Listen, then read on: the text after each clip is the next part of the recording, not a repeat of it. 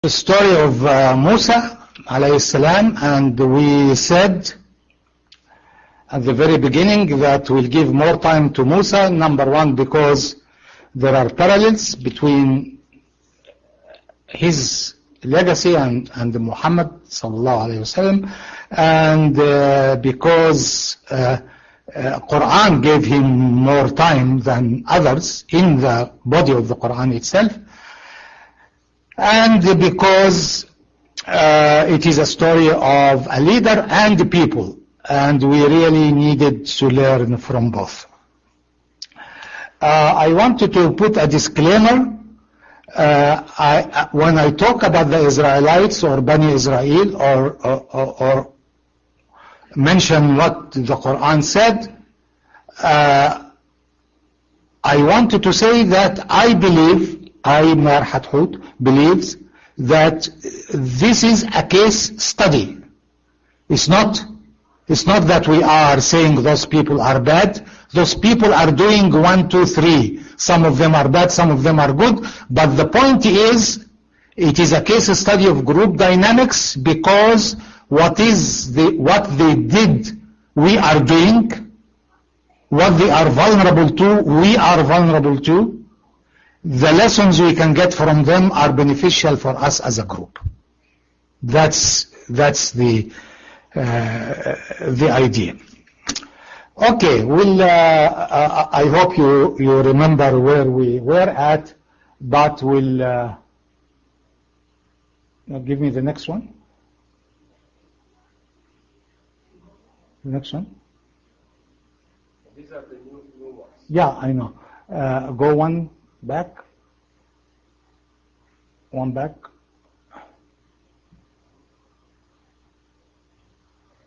Yeah. Last time we crossed the part of the Red Sea, or the Khalij al-Suez, as we said, to Sinai, and Pharaoh, or the symbol of tyranny, was drowned, and here is the Passover took place successfully, and people who were oppressed crossed to freedom. And this is part of the personality of Musa, is that he is a leader who led his people from bondage to freedom. And we will see from now on how people behave and do with this new dynamics. It is one thing to be living under oppression for years and years and years and generations. You get used to a certain type of life, a certain type of mentality, and you behave according to certain patterns. And believe you me, and this is why the Quran considered that issue of oppression a very important issue, because it deforms the human personality, and it assassinates the human spirit. It makes human beings, it reduces them to something less than how Almighty honored them and wanted them to be. And we will see how the story will be telling. The Quran is talking here to Bani Israel, that group that left. We have saved you from your enemy, and we had an agreement on the right side of the mountain of Tor in Sinai, وَنَزَّلْنَا عَلَيْكُمْ الْمَنَّ وَالسَّلْوَى, and we sent down on you the manna and the quails. I wanted to reflect a little bit on this particular verse. Allah is mentioning His favors to them, that number one, I saved you from your enemy, and you came on the right side of the mountain where there was a promise an agreement. Some commentators say al-janib al-ayman. Always the word ayman means, even in English, it is right, means the right side, and it is right means opposite of wrong, the right thing to do. So some people extend the symbolism to mean more than the geographical location, but to be on the right side of the issues. And also when Allah says that He sent al-man is some kind of, I think it is the quails. It's man, we call it. A certain kind, let me see how is, no, salwa is the quails. Al-man is some kind of sweet that comes from the herbs of the desert. I think people from Iraq, they have that. At least they tell us that this is man, and we believe them. It tastes good. But also the word manna in Arabic means favored. Amunnu alayk mean I bestow favors on you. Wala tamnun tastakthir. And the salwa means comforting or instilling comfort and reassurance in your heart. So we find here that the language or the material or the substance also have more meaningful connotations in terms of symbolism. And Allah is telling them, eat from what I provided you, وَلَا تَطْغَوْا فِيهِ. تَطْغَوْا, he translated it mean excessive, but it is from طغيان, means to violate the boundaries of correctness. For example, a tyrant is called the طاغية. اذهب إلى فرعون إنه طغى. He became a tyrant. So he is telling them, I am giving you these favors not to be tyrants and to commit excesses on your own. Don't, after being released from being victims, don't go around and commit the same things that were committed against you. Don't behave like tyrants because of the favors I gave to you. Because if you do, my wrath will befall you, and whoever my wrath will touch him or ascend on him, he will perish and will fail. فَقَدْ هَوَى. This is the covenant, people. This is the covenant that you find so many people misunderstandingly talking about it, that God gave His covenant to the Israelites. It is a conditioned statement. You are carrying the message. You are receiving the word from God. You have been led by my messenger out of oppression. I am giving you the manna and the salwa. If you transgress, my wrath will befall you, will touch you. It is not we are the chosen. No, it is a wrong interpretation, motivated and strengthened by political ambitions and beliefs, by ideological beliefs. That God gave us, we have a covenant with God. All of us, all human beings has a covenant with God. And the covenant is you do good, you become great, you do bad, you get punished. It's as simple as that. And it is very clear, and by the way, it is clear in the language of the Bible also. But manipulation is playing its role. And we all, again, I'm telling you it is a case study because you will find some Muslims always say, Quran said we are خير أمة أخرجت للناس. We are the best of all people.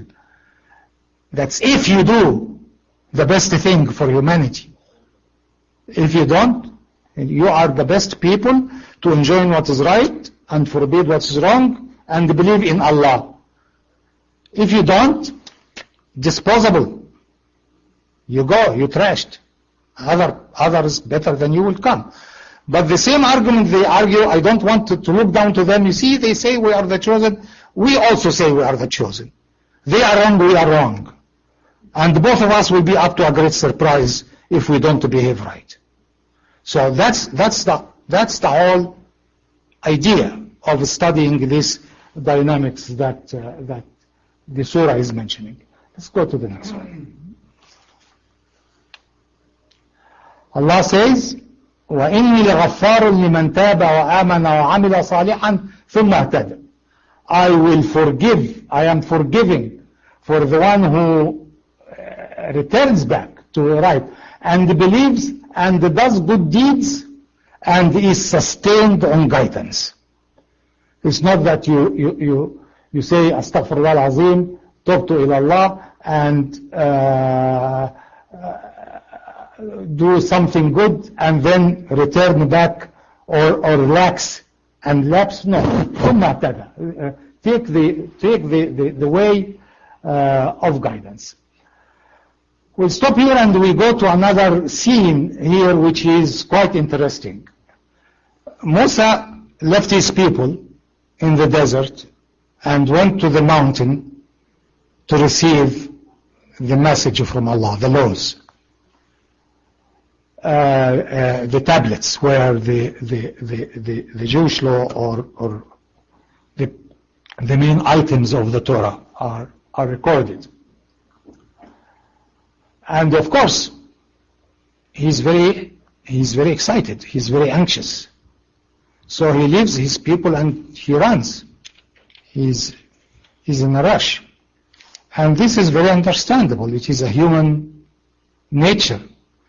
If I tell you there is something very good at the end of Vermont, I think we all run, and some who is more eager will run faster than others and wants to go there first and to receive that great privilege. He's meeting with or he is going to listen to Allah.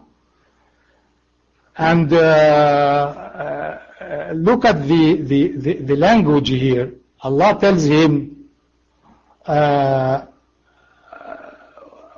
Musa, why did you hasten in advance of thy people? Why did you rush, leaving them behind you? You can sense a blaming tone here. Not really, almost reprimanding. Why did you leave them and come? Your place as a leader is with your people. Don't even leave them even to come to me. You have to be with them, not to rush and come to me. And you can find even here a tone, I would say, of blame or even reprimand.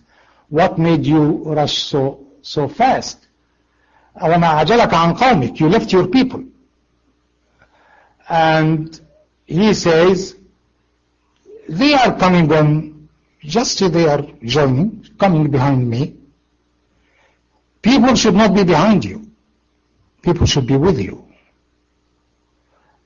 I came, I rushed, and they will come behind me. Some of the commentators say, "Hum ulai ala athari" means they will follow my guidance. We follow the guidance I told them.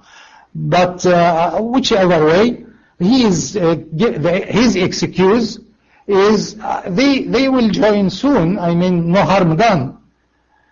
وَعَجِلْتُ إِلَيْكَ رَبِّي لِتَرْضَى. I came fast so that you are pleased with me.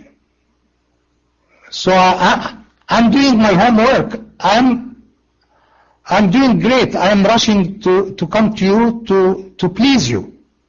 But almost the Quran is saying, no, this is not the way. This is not the way to please me. He didn't say it that bluntly, but you can feel it seeping through the verse. Because Allah tells him, قال فإنا قد فتنا قومك من بعدك وأضلهم السامري. We have tested, فتنا here, tested to the point of confusion, من الفتنة. We tested your people with the fitna, and the Samurai, the guy called a Samurai, I'll talk about that now, led them astray.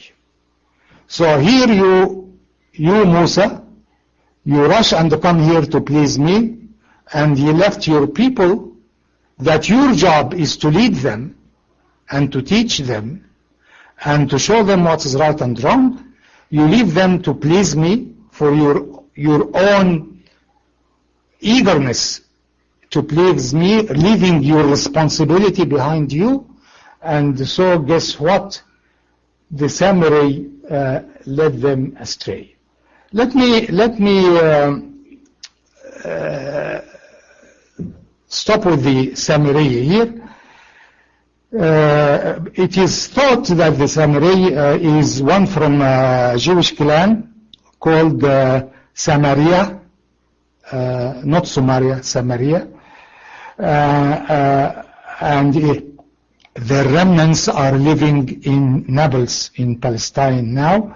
However, they say, but at that time they were not formed as a community yet, so this is not a very plausible interpretation. Ibn Abbas, on the other hand, said that Samri coming from Shemer in ancient Egyptian means a stranger or a foreigner. So he believes that this Samri was one of the Egyptians who went with Musa. Maybe converted, maybe not, but as we said, when Musa left, some Egyptians who were oppressed by Pharaoh left also, and in the mind of Ibn Abbas, that Samari here is the Shamari, which means the stranger or the foreigner. And we'll see what happened after that. The Quran says that this Shamari led them astray. Here are the boxes, guys.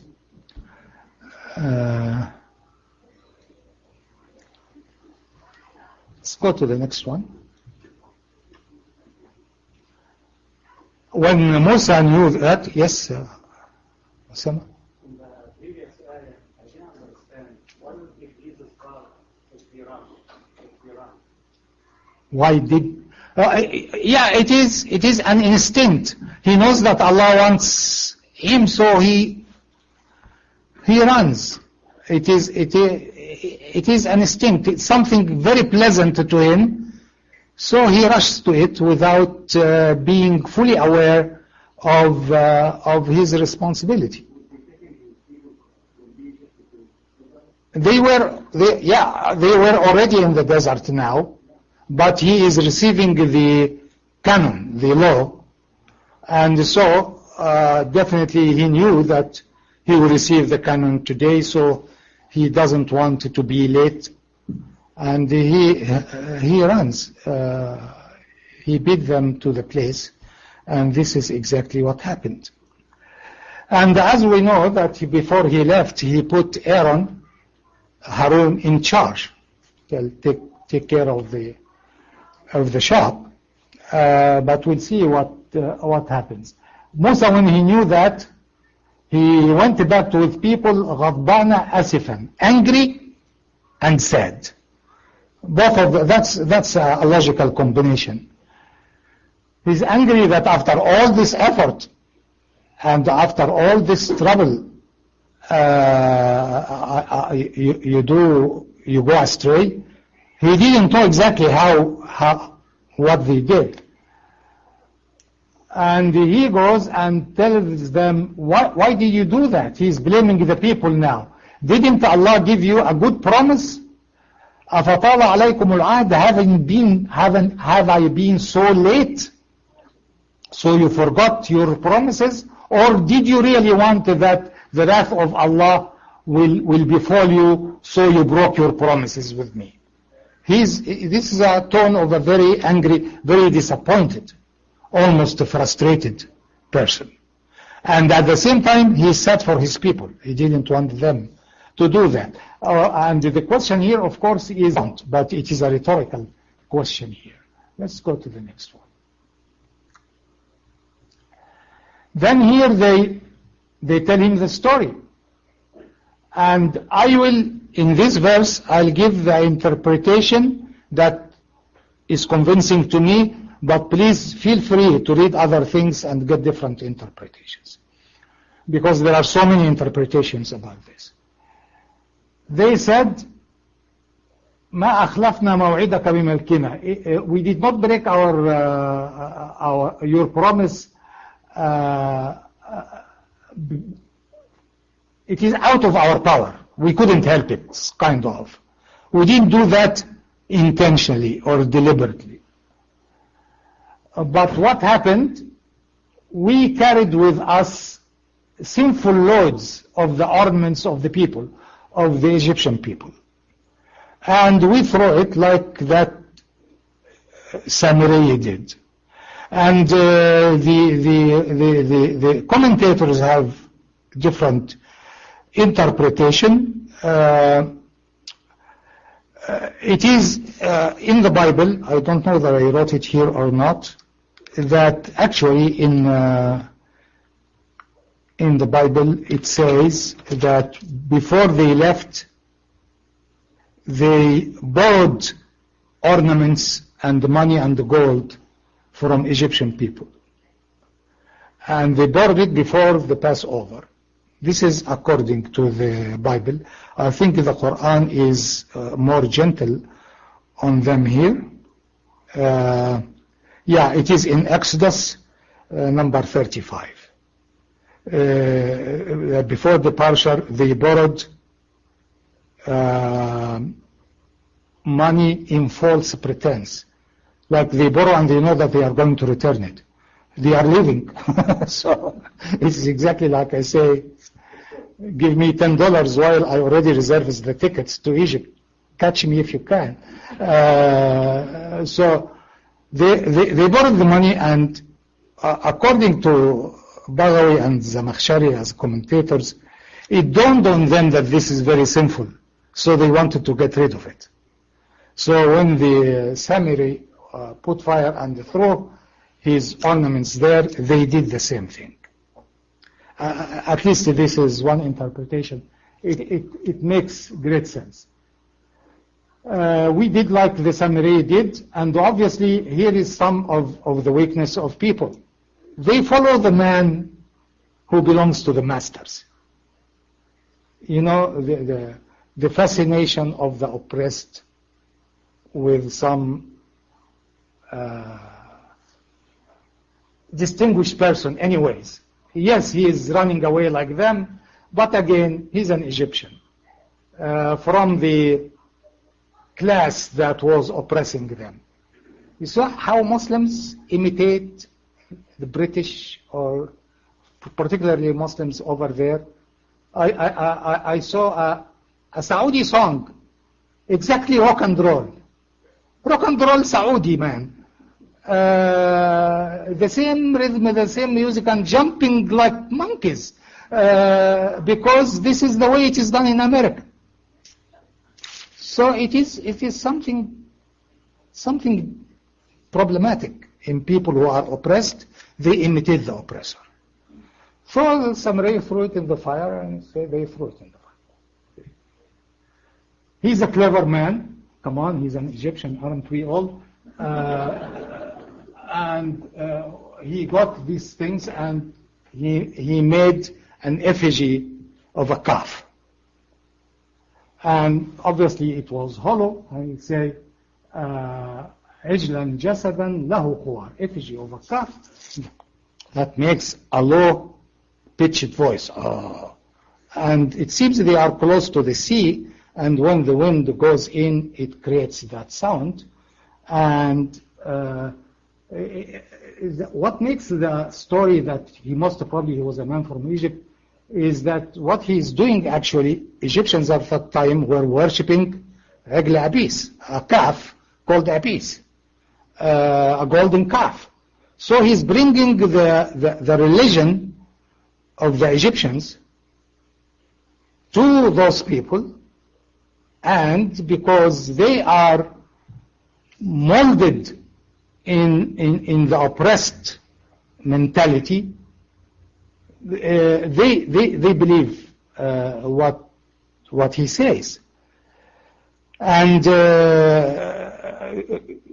the point is, he probably didn't mean any malice. The guy really believes that Apis will take whatever you say to God, because this is the way the Egyptians did. They create statues so that they become the code of God, so to speak, because the complete abstract sublime God was not available. Yes?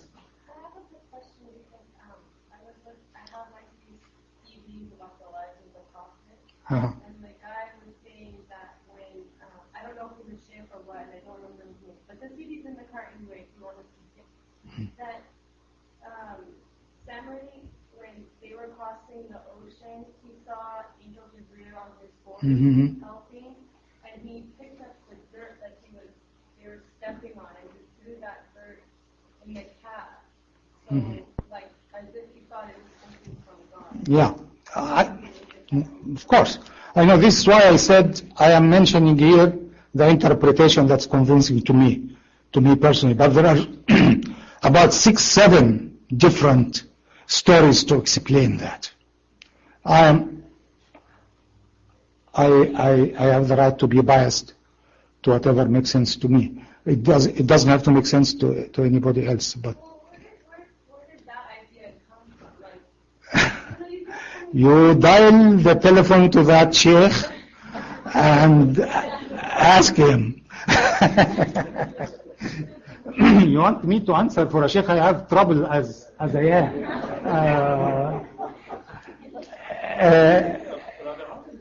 There's a verse in Ansar al-Rasul in one of the other. Yeah, we'll come to that. The verse is coming. Yeah, this is why You guys are ahead of me. Just, yeah, this is the second lecture, people.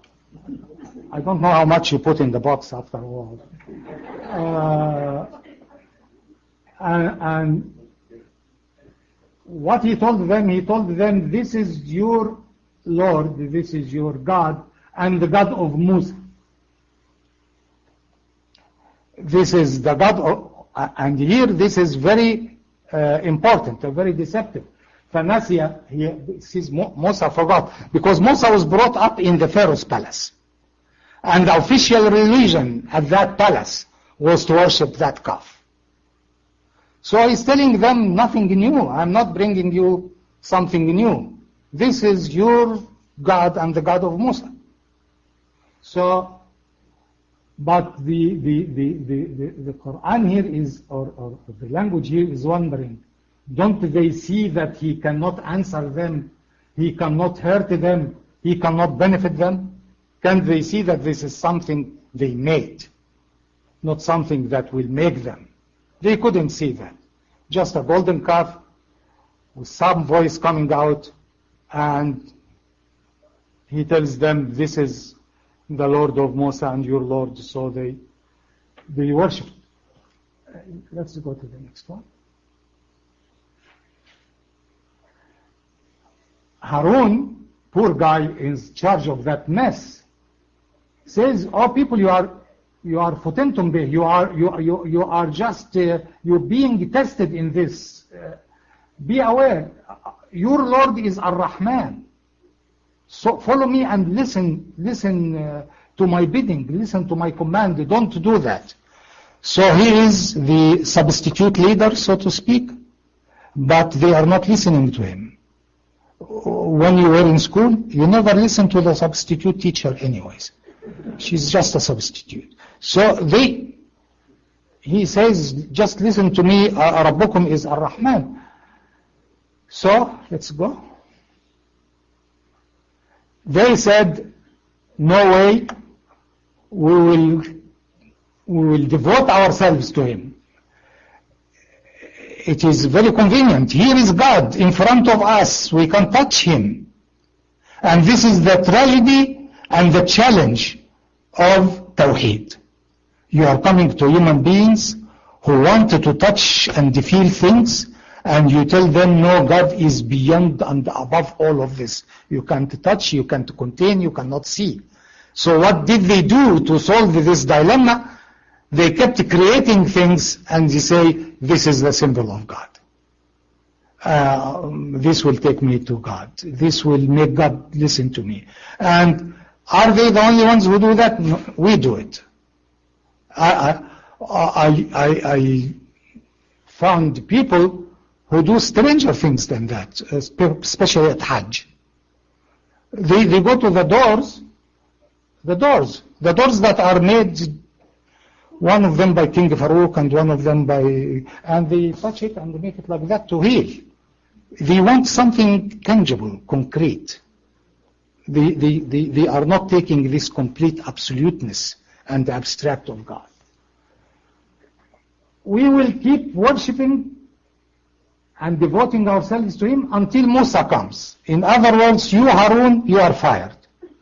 We will wait until the real guy comes. Musa, on the other hand, takes it on Harun. He says, Harun, when you saw them went that far, why didn't you leave them and come? And here is the question. What's your excuse of staying with people who are worshipping a golden calf? After we crossed the sea, we got them across the sea with all the miracles that they saw, and they did that. Why did you stay with them? Look at the did you disobey me? He's questioning his brother. And here there is a departure between the story in the Bible and the story in the Quran. In the Bible, there is the notion that Harun actually followed the people, did what. In the Quran, no. Harun was compelled and forced not to impose his will on them. He never acknowledged that, he never accepted. He said, إِنَّمَا رَبُّكُمُ الرَّحْمَنِ.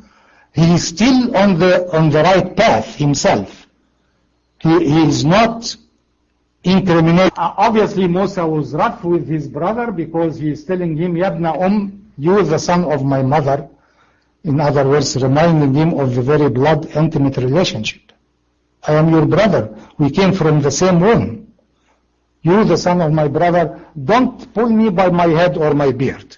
So we know, certainly, Musa got him by head and beard and started roughing him, manhandling him.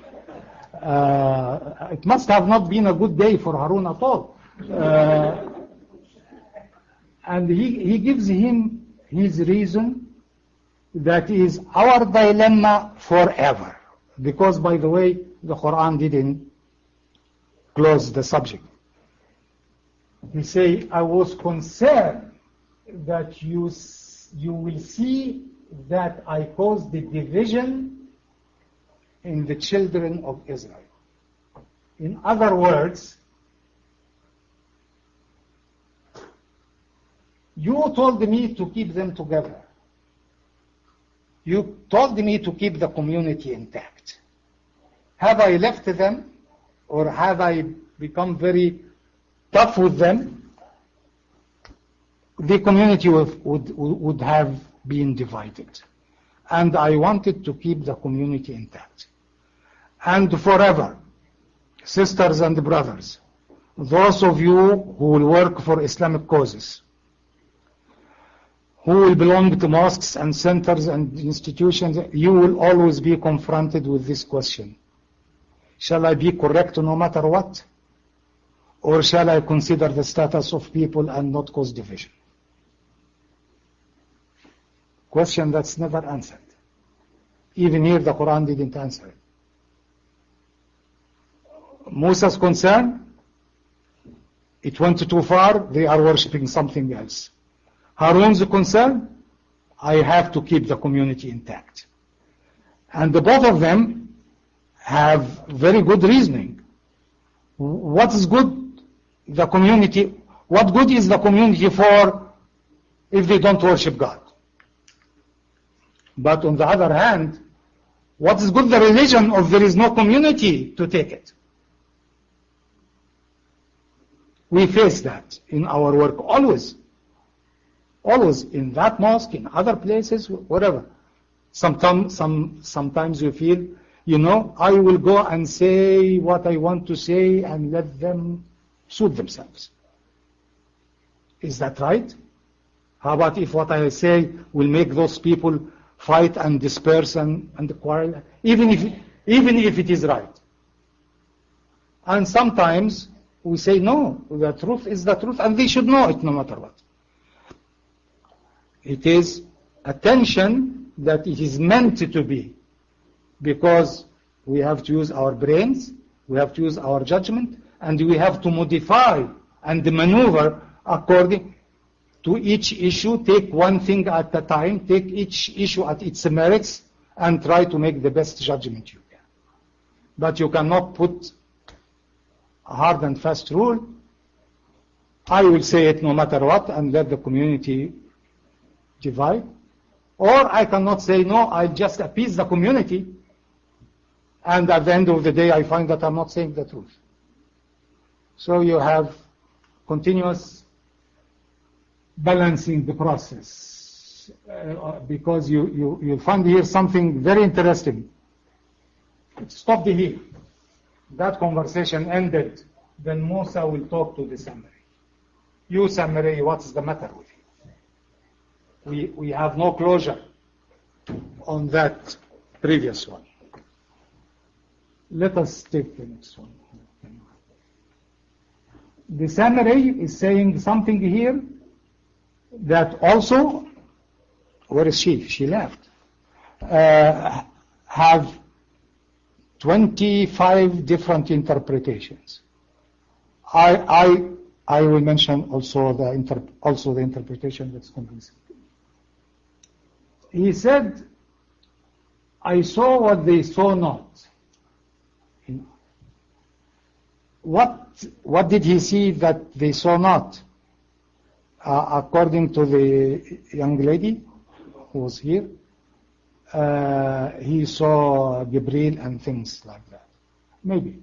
I don't know. But some of the interpreters said, I could see that it is better for them to stay on that religion of worshipping the calf.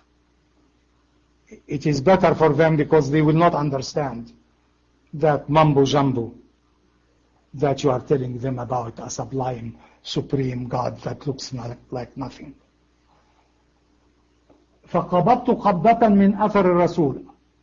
I took some of the teachings of the Prophet, the teachings of the Apostle, and I hide it. Qabattu means hold it like that. I took the start of the teaching about the sublime God and threw away. فَنَبَثُوهَا, threw it away. وَكَذَلِكَ سَوَلَتْ لِي نَفْسِي. Myself told me to do so. That's my personal judgment. Is that those people, I see that they cannot take it the way you are, so I took this part of the teaching, I concealed it, so that things can make more sense to them. The maddening thing is, as the story comes, sometimes you feel he had a point, because they kept giving trouble all through, because this idea of the sublime, unique, beyond reach God was not sinking deep in them. This is why they behaved strangely in different situations. Let's go to the next one. Musa tells him, okay, just go. Vanish, disappear. Go away from me. In this life, we will not touch you. I can't hurt you. Just disappear. But on the day of judgment, me and you will be there, and you will see the real punishment there. But as that effigy that you did, that you kept devoted to him, لَنُحَرِّقَنَّهُ وَلَنَنْسِفَنَّهُ فِي الْيَمِّ نَسْفًا. I'll burn it, I'll crush it, I'll spread it, throw it all over the sea. In other words, in this horrible falsehood, I will look into it that it completely vanishes. There is no compromise here. There will be nothing left. All what you can tell you, you just go away. And you will not go away and leave for us that statue here. That statue will completely vanish. And then the Quran say, إِنَّمَا إِلَهُكُمُ اللَّهِ. That is the real thing. الَّذِي لَا إِلَهَ إِلَّا هُ. No deity but him. وَسِعَ كُلَّ شَيْءٍ عِلْمًا. He encompasses everything in his knowledge. This is the truth of all truth, the reality of all realities. Okay? Yeah. I will just take this to illustrate some of the behaviors that I was talking about. Talking about those bunch of people, they just went to the desert now, and they have manna and salwa, and the quails, by the way, are very delicious, those who taste them. We have quails in Egypt, they taste good. But they go to Musa and say, here is the first problem. فَادْعُ لَنَا رَبَّكَ. Call your Lord. He became all of a sudden your Lord, not our Lord. Something still problematic in the psyche. They are fresh. They are just coming out. أُدْعُ لَنَا رَبَّكَ. You strike the sea, it splits, you do this, so let us give you the menu. We want different food. When there's different food, you'll find something very interesting. Let your Lord make that earth bring to us from بقلها وقثائها وفومها ودسها وبصلها. We want beans, we want cucumber, we want garlic, and we want onions, and we want lentil. What is this? The food of Egypt. Up till now, 99% of Egyptians, this is what they eat. And I personally, if I don't eat in breakfast, فوليها وبقلها وقثائها, I'm not happy. I will not go with this scrambled egg and a bagel or whatever. We want the real thing. So it's very interesting. This is what they are longing for. This is the good food we are used to. Something that fills you up and completely compresses on your brain, and you cannot think or do anything. He is wondering, أَتَسْتَبْدِلُونَ الَّذِي هُوَ أَدْنَى بِالَّذِي هُوَ خَيْرٌ. You replace the good things here by something else. Then he's kind of threatening them. اهبطوا مصر. Go back then to Egypt. You will find what you are asking for. He knows that they can't. They just escaped from them. But it's a sharp reminder. It is like and to know that these things happen after the collapse of the Soviet Empire. When there was problems in Czechoslovakia or whatever, they said, do you want communism back? Okay, we'll get you communism back.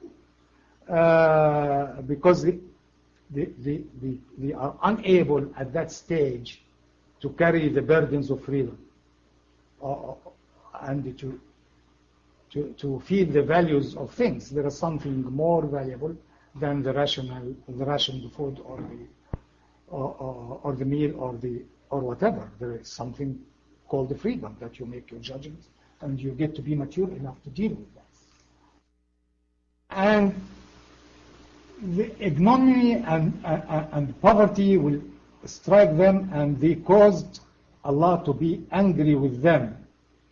But this is not as some people or some persons expressing anti-Semitic way, or particularly some of the Jewish scholars say the Quran is anti-Semitic book, which is an utter nonsense.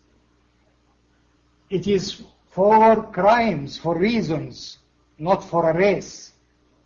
ذلك بأنهم كانوا يكفرون بآيات الله. They deny the signs and the proofs of God. They kill Nabiyin, they kill prophets without a due reason. They disobey and they transgress. Those who do that are the ones who are punished. But give me the next one and I'll finish here. Because this was followed by this amazingly great verse that those who believe in the Quran and those who follow the Jewish scriptures and the Christians and the Sabians and who believe in Allah and in the last day and work righteousness shall have their reward with their Lord. On them shall be no fear, nor shall they grieve. In other words, salvation is dependent on believing in God, on Day of Judgment, in doing the good deeds. This will save you from fear, from anxiety, and from sorrow. This is the way to salvation, regardless whether you are a Muslim, a Jew, or a Christian, or a Sabian. And it is said about Sabians that they are people who believe in the oneness of God, but they are not following one of the organized religion. Most probably the commentators say they are the followers of John the Baptist. And there are groups of them in Syria and in Iraq these days. So it is obvious, and there are several examples for deviations of the people, but all of them are examples that we are very, very vulnerable to as a people. This is why the Quran elucidates that and illustrates that. That will conclude not only this session, but will conclude Musa alayhi salam, and we'll see what will come in the future. Assalamu alaikum wa rahmatullah.